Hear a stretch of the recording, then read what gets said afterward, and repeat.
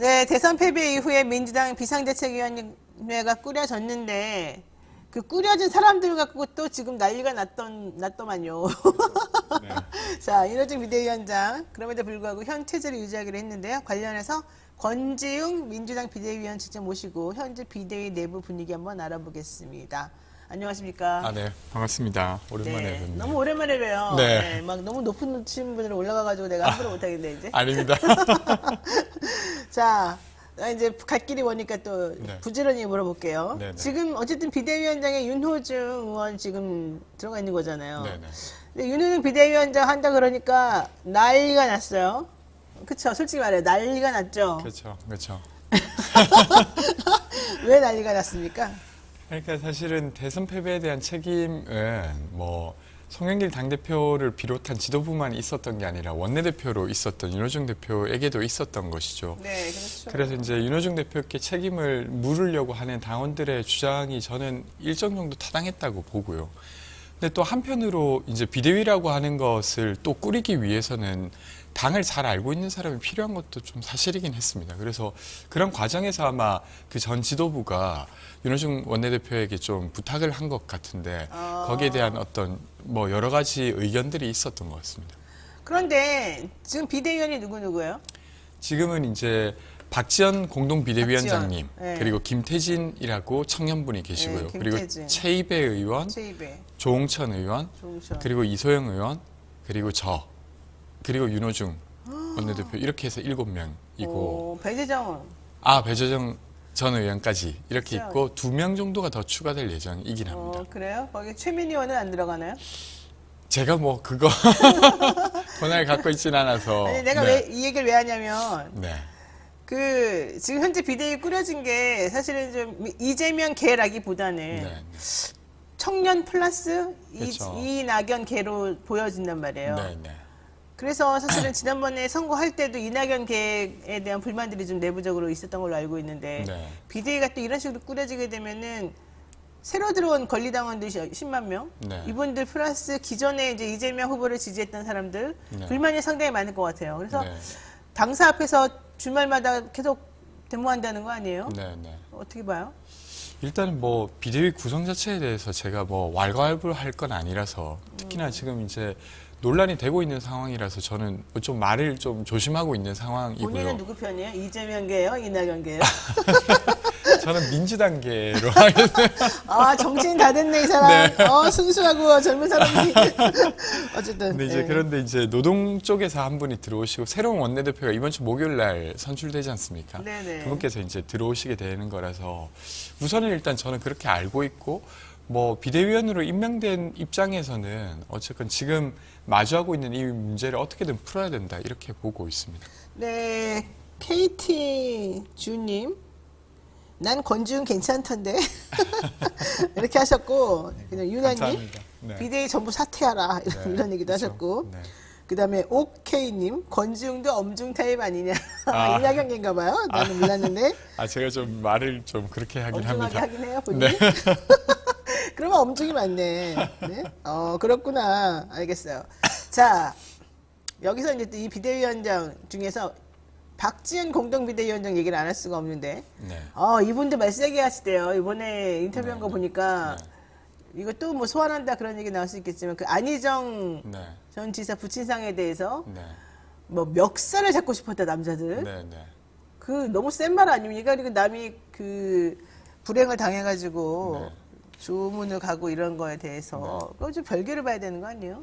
근데 멱살 잡고 싶었다 이런 말까지 하는 건 좀 심한 거 아니에요? 뭐 앵커께서 말하신 대로 저는 표현은 약간 좀 다소 가격했다는 생각입니다. 근데 입장 자체는 저는 박지원 공동비대위원장이 낼 수 있고 그리고 그의 입장을 분명히 하기 위해서 말할 필요가 있다고 생각되거든요. 그래서 그러니까 저희가 이제 민주당이 권력형 성비 관련한 사건들이 있었고 그 사건이 있었던 것뿐만 아니라 그 사건을 처리하는 과정에서 좀 미비함이 있었지 않습니까? 그리고 그걸로 인해 사람들의 마음을 많이 잃기도 했고요. 특히나 청년층에서. 그래서 그런 부분에 있어서 단호하게 대응하겠다는 어떤 입장으로 보이고 근데 표현에 있어서는 저도 조금 과격했던 거 아닌가 이런 생각이 듭니다. 그럼 어쨌든 네. 이 박지원 위원장이 얘기하고 있는 뭐 멱살 잡고 싶었다. 이게 당의 분위기 혹은 당의 입장 이렇게 보는 것도 맞습니까? 저는 이게 모든 분들의 합치된 입장이라고 생각되지는 않습니다. 근데 이제 비대위라고 하는 조직의 특성상 사실은 좀 그전에 못 바꾸었던 걸 좀 과감하게 바꿔야 되는 입장에서는 좀 충분히 낼 수 있는 입장이라고 생각합니다. 그래요? 네. 좋아요. 자, 어쨌든 간에 이제 윤호중 비대위원장 체제는 그대로 가는 걸로, 물론 불만은 많았고, 네, 그 네. 반대로 사퇴하라는 얘기도 많았습니다만, 네. 어쨌든 정면 돌파했습니다. 그래서 네. 그냥 가는 걸로 일단 정리를 네, 네. 하고, 두 번째는 그 윤호중 박지원 공동 비대위원장에 대한 인준 절차가 이제 마무리가 되면서 당내 갈등은 정리가 될 것으로 보인다. 네. 그런데 현 당규상에 뭐 비대위원장을 뭐 중앙위원회에서 꼭 받아야 된다 이런 얘기는 없으니까 네. 그냥 밀고 나가면 그걸로 끝이다 이거요? 그래서 지금 저희가 중앙위원회에 안건을 올린 상태입니다. 상태요? 아직 그럼, 중앙위원회 4월 1일 날 열리는데 그럼 안 받을 수도 있어요. 인주 안 할 수도 있어요. 뭐 중앙위원회에서 위원들께서 만약 이건 너무 문제가 있다. 좀 지방선거가 곧 해야 될 일이지만 그래도 이제 좀 다르게 구성하자라고 하면 아마 다르게 구성을 해야겠죠. 네. 그러니까 아직도 여지는 좀 남아 있네요. 근데 그래도 중앙위원회에 지금 논의를 붙이는 이유는 사실은 정당성을 좀 강화하기 위함입니다. 그렇죠. 근데 비대위 자체가 원래 이제 민주적 정당성이 있는 조직은 아니지 않습니까? 네, 그렇죠. 그래서 이런 상황을 좀 충분히 설명드리고 그래도 이 체제로 나머지 저희가 가지고 있는 해야 될 일들을 하면 좋겠다 이런 의지인 것 같습니다. 좋습니다. 자, 그런데 여기서 또 얘기되고 있는 것 중에 하나가 이재명 후보를 아예 비대위원장으로 해라 이런 얘기들 네. 하나 나왔었고 네. 이재명 후보는 뭐 지방선거에서 서울시장 이런 데 내보내야 되니까 네. 그분이 좀 나갈 수 있게끔 뭔가 서포트하는 사람들을 좀 채워줘라 뭐 이런 얘기도 있었고 네. 지방선거에서 이재명 후보가 어떤 역할을 정확히 해서 뭔가 할 수 있게끔 좀 힘을 실어줘야 되고 당대표까지 가야 된다 뭐 이런 흐름까지 네. 있고 그래서 네. 결국은 이재명을 어떻게 활용할 수 있을 것인가에 대해서 네. 이제 그 밑에서부터 요구가 많은 걸로 제가 알고 있는데 네. 비대위 내부에서는 어떻게 생각하세요? 이재명 후보를 어떻게 활용할 것인가에 대해서. 아직까지 내부 회의에서 이재명 후보와 관련된 이야기를 나눈 바는 없는 상태이긴 합니다. 그런 상태인데 저는 개인적으로 지방선거에 이재명 후보가 직접 나서서 활동하는 게 과연 좋은가? 왜요? 예를 들면 민주당을 위해서도 그리고 후보를 위해서도 왜냐하면 어쨌든 대선이라고 하는 큰 경기를 한번 치렀고 네. 그것으로 일정 정도 결판이 났습니다. 물론 석패하긴 했으나 패배한 걸 인정한다고 하면 지방선거에 바로 곧바로 나와서 또 이야기를 하는 게 국민들이 보기에도 저는 썩 좋지 않겠다 이런 생각이 듭니다. 물론 이제 이재명 후보가 가지고 있는 인지도나 영향력이나 힘 자체를 무시한다기보다 이번 민주당이 지방선거를 치를 때는 이재명 후보가 직접 나서지 않더라도 이길 수 있게 하는 게 최선이 아닌가 싶습니다. 그래요? 네. 그러면은 이재명 후보는 공식적으로 어떤 뭐 역할을 하기도 좀 그렇고 비대위에서 뭔가 하기도 그렇고 이번 지방선거에 영향을 전혀 못 미칩니까? 그러면? 저는 이제 이재명 후보께서 어떤 메시지를 냈냐에 따라서 영향 자체를 미칠 수 있지만 그것이 직접 플레이어로 된다거나 이렇게는 저는 별로 좋지 않을 것 같다 이렇게 보고요. 되려 근데 지방선거만 정치 일정이 아니니까 전당대회도 있고 그 후에 일정에서 또 이재명 후보께서 역할을 하지 않을까. 그래요. 네. 지금 얘기 들어보면 사실 이재명 후보는 이 비대위나 지방선거까지는 조금 역할이 되게 한정돼 있고 네. 조용히 있어야 되나 봐요.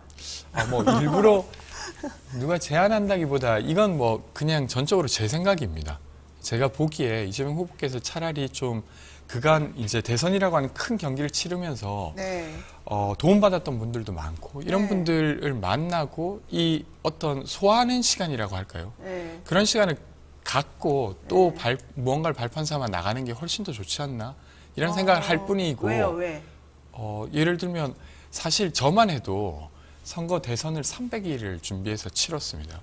그러고 나면 여러 가지 힘들어서? 소외들이 듭니다. 그러니까 예를 들면 그냥 단순히 신체적으로 힘들다기보다 네. 제가 고민했던 것들이 맞는지 타진할 필요도 있고 다시 그리고 충전해라. 내가 다시 무언가를 어디로 나가야 되는가를 고민할 필요도 있는데 그런 시간이 필요하지 않을까? 그래요? 네, 그런 생각이 저는 개인적으로 있고 근데 네. 비대위 차원에서 뭔가 논의를 하거나 합의하거나 이런 바는 아닙니다. 자, 그런데 어제 김어준 씨는 이렇게 얘기했어요. 아예 이재명 후보를 서울시장으로 내보내야 된다. 네. 그러면 어떻게 생각하세요? 그런 거는 또. 아, 거기에 대해서는 생각을 안 해봤는데. 안 해봤어요? 네. 고민 좀 해보도록 하겠습니다. 근데 저도. 이 얘기가 왜 나오냐면 네. 이재명 후보가 워낙 민주당 내에서 워낙 네. 비주류였었기 때문에 네, 네. 대통령 후보 나가서 어쨌든 선전을 했지만 졌으니까 네.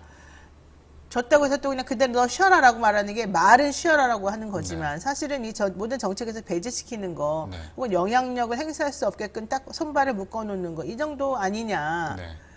이 사람이 뭔가 다음에도 또 한 번 더 후보로 나가가지고 뭔가를 하려면 네. 당내에서 입지가 좀 정확하고 기반을 잡아줘야지만 지금부터라도 네. 그래야지만 이게 가능하기 때문에 이거를 해야 되는 거 아니냐. 게다가 이번에 새로 들어온 신규 당원들은 모두 다 이재명을 보고 들어온 사람들인데 지금 현재 시스템 보면은 기존에 있던 민주당의 이거 잡았던 사람들이 절대 놓지 않겠다는 걸로 보여서 이게 과연 적절하냐 이 얘기거든요. 네. 저는 뭐 그런 주장도 타당한 면이 있다고 생각하는데 좀 반대로 이제 사실은 국가적 비전을 가지고 대선에 도전했던 사람이 네. 불과 3개월이 안 되어서 서울시라고 하는 도시를 책임지겠다? 네. 근데 사실은 서울시라고 하는 도시도 만만한 도시가 아니지 않습니까? 그러니까 네네. 선거에서 이길 수 있다 없다의 만만한 도시가 아니라는 말이 아니라 이 도시를 온전히 집중해서 여기에 그러니까 시장이 되겠다는 준비도 사실 필요한 일입니다. 네, 근데 네. 이제 사실은 누가 봐도 대선을 준비했던 사람이 갑자기 어떤 정치적 공간을 찾아서 가는 모습으로 비춰지진 않을까 이런 좀 우려가 있는 거죠. 그렇군요. 네. 좋습니다. 이거 하나만 그냥 네. 조금 명확히 한다는 의미에서 네. 빛과 진실님께서 질문하셨습니다. 7시 55분에. 이낙연 개들은, 네. 이낙연 쪽 라인들은 문재인 대통령을 지킬 의지가 전혀 없고 이재명 후보에 대한 것도 없는 것 같습니다. 오직 본인들 이익만 좀 생각하는 거 아니겠습니까? 국민도 당원도 내버려 두고 이렇게 질문하는 부분이 있어요. 네. 이게 요즘에 말하는 뭐 소위 수박 논리랑 좀 같은 논리인 네. 것 같은데 어떻게 생각하십니까? 이런 질문에 대해서. 아까 처음에 이야기 나눌 때 제가 뭐 이낙연 개냐 이재명 개냐 이렇게 이야기 그것과 나눴었는데 무관하게 얘기해. 그렇죠. 네. 그러니까 뭐 저는 사실은 지금 이재명 후보랑 선거를 300일 넘게 치렀던 같이 했죠. 열심히 사람이고 그런데 아까 질문 다시 한번 얘기해 주시겠습니까? 그러니까 이낙연계가 네. 네. 사실 선거 때도 뭐 열심히 한 사람도 있지만 대부분은 약간 관조적 자세를 취하면서 제대로 안 했고 네. 또 앞으로도 이재명을 지키고 뭔가 민주당을 발전시키려는 생각보다는 네. 좀 꽁해가지고 네. 본인들만 지키려는 생각이 좀 많은 거 아니냐. 왜예요? 네. 제가 이낙연계라고 스스로 생각하지 않아서 거기에 대해서 뭐 그러니까 왜 본인이 그런지는 이낙연 모르겠는데 개든지 뭐든지 상관없어요. 네, 네. 네. 근데 모르겠습니다. 왜 그렇게 보시는 건지 아니면 정말로 그런 건지에 대해서는 제가 몰라. 뭐 이야기 드리기 노 코멘트? 어렵네요. 제가 알았어요. 말하기 곤란하다. 네, 네. 나한테 지금 말려 들어갔네. 여러분 이거 그냥 말려 들어간 거예요. 이분이 이낙연 게 아니에요. 몰라요 나는. 자 좋습니다. 다음 거 얘기해 볼게요.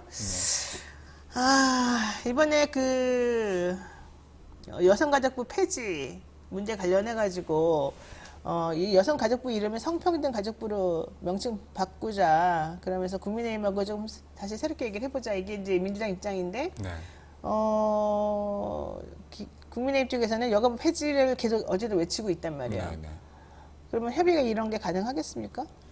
글쎄 이제 사실은 새로운 정부가 들어서고 그 새로운 정부가 자기 비전에 맞춰서 정부 조직을 바꾸는 것 자체는 존중해야 된다고 생각합니다. 그리고 거기에 이제 민주당이 협조할 거라고 보고요. 근데 이제 그 중에서 되게 논란이 됐던 이 부분에 있어서만큼은 계속 논의를 해야 된다고 보는데 왜 그러냐면 사실 여성가족부 부처를 어떻게 바꿀 거냐가 핵심이 아니라 그 부처를 바꾸는 이유가 청년 문제는 여성 혹은 여성을 지원하는 제도 때문에 발생한다고 하는 전제하에서 여성가족부를 폐지하겠다고 하는 주장에 전혀 동의할 수 없다는 것입니다. 왜냐하면 청년 문제는 여성을 지원하는 제도 때문에 발생하는 게 아니기 때문이죠. 그래서 만약에 그 전제가 철회된다고 하면 여성가족부가 아니라 성평등가족부 등으로 바꾸는 것 역시 받아들일 수 있다는 것이고요. 근데 이제 쉽진 않겠죠. 지금도 이제 인수위 과정에서 몇몇 인수위원들이 거기에 대한 우려를 표함에도 불구하고 그것을 적극적으로 받아들이는 모양새는 아니지 않습니까? 그래서 좀 더 지켜봐야 되지 않을까 싶습니다. 좋습니다. 자, 2030 세대가 지금 절반을 비대위에 차지하고 있는 이 모양새는 괜찮다. 이렇게 보십니까? 뭐 저는 어쨌건 변화를 만들려고 하면 기존 질서에서 좀 자유로운 사람들이 결정을 할 수 있게 하는 것이 좋다고 생각합니다. 그래서 아직 결론을 낸 바는 아니지만 좀 지켜봐 주시면 어떨까 싶습니다. 좋습니다. 자, 비대위원이 이제 모여가지고 지방선거 승리를 위해서 결과물을 내야 될 텐데요. 네네. 가장 중요하게 포인트 잡아가지고 이것만은 꼭 하겠다. 그래서 민주당 그래서 쇄신을 이렇게 보여주겠다. 네. 이런 게 있어요. 그러니까 저는 크게 두 가지라고 생각하는데 하나는 대선 과정에서 했던 약속을 지키는 겁니다. 약속을 지키는. 네, 그러니까 이건 민주당 차원에서 해야 될 일이기 때문이죠. 그게 지방선거에도 아주 중요하다고 생각하고요. 두 번째는 저희가 이제 선거 과정에서도 정치개혁 하겠다고 했고, 지방선거부터 공천할 때부터 개혁을 하겠다고 말한 바 있습니다. 네. 송영길 대표께서 2030을 30%까지 공천하겠다라고까지도 이야기하셨죠. 그래서 그 모습을 실천하는 게 핵심이지 않을까 싶습니다. 실천을 해달라. 네. 2030 세대가 사실은 인구 분포를 따지게 되면 4050보다 밀려요. 그렇죠. 맞아요. 60보다도 밀리고. 맞습니다. 근데 이렇게 네. 모든 정책을 2030 위주로 가는 거 좋아요? 네. 저는 모든 정책이 지금 2030으로 가고 있지 않다고 생각합니다. 예를 들면 예산 비율을 보더라도 정말로 청년에게 많은 돈을 쓰고 있는가라고 보면 그렇지 않거든요. 네. 이미 노인분들이나 네. 그러니까 이게 지금 최근에 캐스팅 보터가 되면서 회자되는 것이지 실질적으로 청년들을 지원하는 제도는 그렇게 강화되지 않았습니다. 좋습니다. 네. 자, 문재인 정부가 인사가 항상 잘못됐다는 얘기를 계속 해오는데 동의하세요? 문재인 정부의 인사가 모두 잘못됐다. 그러니까 모두라기보다는 대체적으로 잘못됐다. 이건 저의 개인 생각이기도 하고. 저는 뭐 조국 전 장관의 건이나 이런 부분은 분명히 잘못됐었다고 봅니다. 그래요. 여기서 조국 이름이 제일 먼저 나오네. 난 윤석열 이름을 딱 제일 먼저 말했지 알았더니. 네. 자, 어쨌든 그렇다고 치고요. 네. 여기서 이제 뭐라고 얘기를 했냐면 네. 문재인 정부가 이제 국민들 평가에 책임 있는 사람을 다시 공천하는 일을 하면 안 된다. 네. 이렇게 본인이 말씀하신 네, 게 있잖아요. 그럼 이번 지방선거는 어떻게 공천이 돼야 됩니까? 물론 기본적으로는 경선을 하는 게 기본인데 제가 좀 이야기 드리고 싶었던 건 이게 이제 선거 과정에서 기존의 인지도를 가지고 있는 사람들을 쓰고 싶은 욕구가 생깁니다.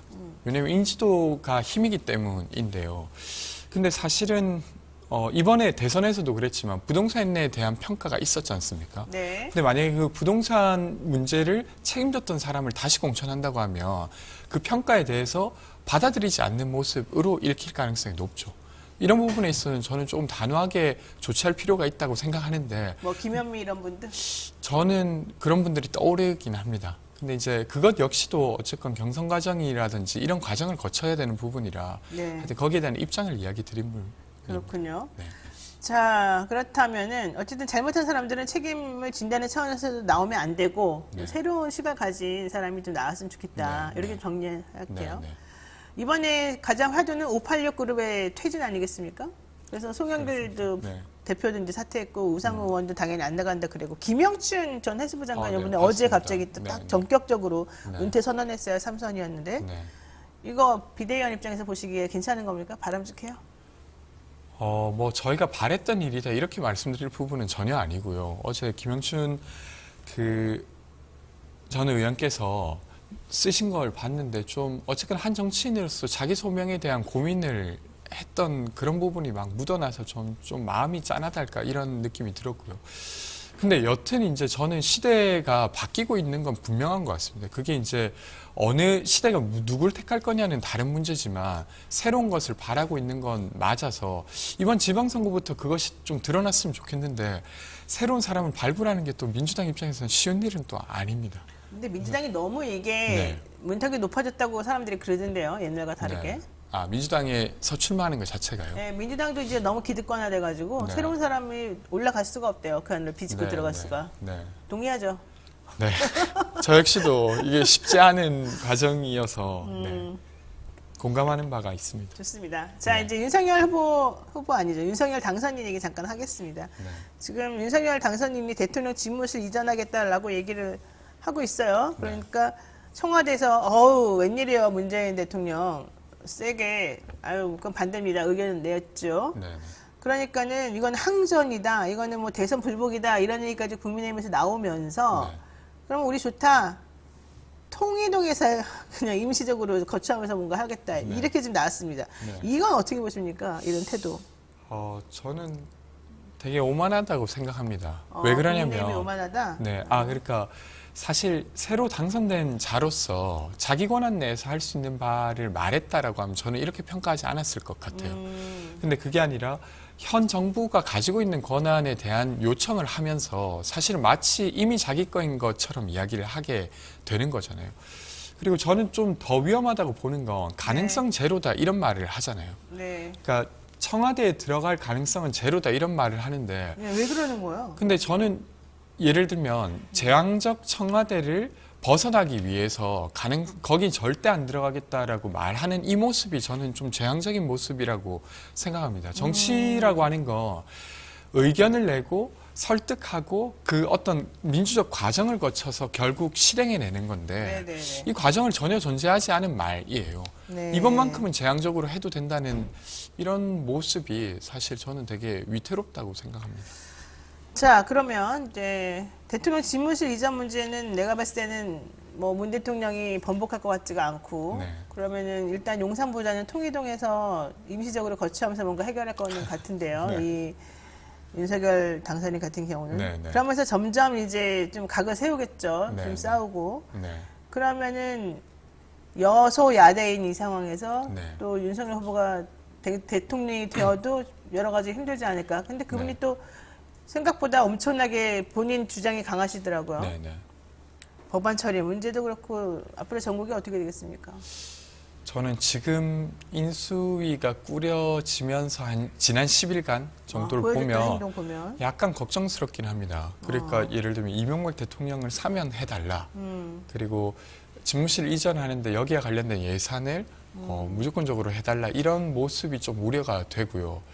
실제로 이렇게 하게 되면 저는 그냥 민주당과 국민의힘의 갈등만이 아니라 네. 국민들이 보기에도 납득하기 어렵다고 봅니다. 그러니까 정부 운영을 지지하는 건 네. 적절한 절차를 거쳤기 때문이라고 사람들이 믿기 때문인데 네. 그런 절차에 대한 어떤 감각이나 이런 것들이 떨어진다고 느끼기 시작하면 네. 여러 가지 건건마다 국민들이 불신의 눈으로 쳐다보기 시작할 건데 네. 임기 초기에 이제 해야 될 일이 많을 텐데 이러면 당선인께도 좋은 일이 아니라고 생각합니다. 좋습니다. 지금 댓글 읽어달라는 얘기가 쭉 나오는데 무슨 댓글 읽어달라고 나오는지 아세요? 잘 모르겠어요. 조국 전 장관 얘기 처음 시작에 꺼냈잖아요. 그랬더니 왜 맨날 또 조국 얘기 아니야 이러면서 이게 나오는 거예요. 네, 네. 그래서 조국 장관은 개혁하려다가 본인이 희생당한 건데 그렇게 말해도 됩니까? 이런 얘기가 있어요. 네. 어때요? 전 그런 면이 있지만 한편으로 어쨌건 자녀에 대한 부정채용 관련한 논란이 있고 거기에서 지금 대법원 판결까지 일부 나온 것들이 있지 않습니까?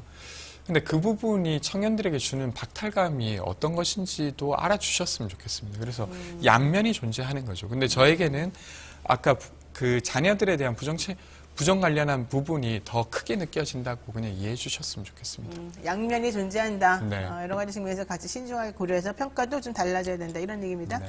네, 여기까지 해야 될 것 같습니다. 오늘 어려운 어려운 질문. 아닙니다. 내가 막 어려운 질문 막 해줘. 시원하게 말씀 못 드려서 죄송합니다. 그렇죠. 시원하게 말해. 왜 못해요? 앞으로도 할 제가 거죠. 약간 그런가 봅니다. 네. 옛날에는 했잖아. 이제 앞으로 한번 내가 오늘은 그렇습니까? 오늘 내 봐준 거고 네. 다음에 한번 부르면 그때 시원하게 알겠습니다. 솔직하게 해주세요. 알겠습니다. 여러분 약속했으니까 우리 네. 다음에 비대위 활동 네. 관련해가지고 정말 궁금한 거 있으면 다시 한번 부릅시다. 기회를 한번 더 줘보는 걸로 하겠습니다. 오늘 말씀 고맙습니다. 네. 권지웅 더불어민주당 비대위원과 함께했습니다. 네, 고맙습니다. 네.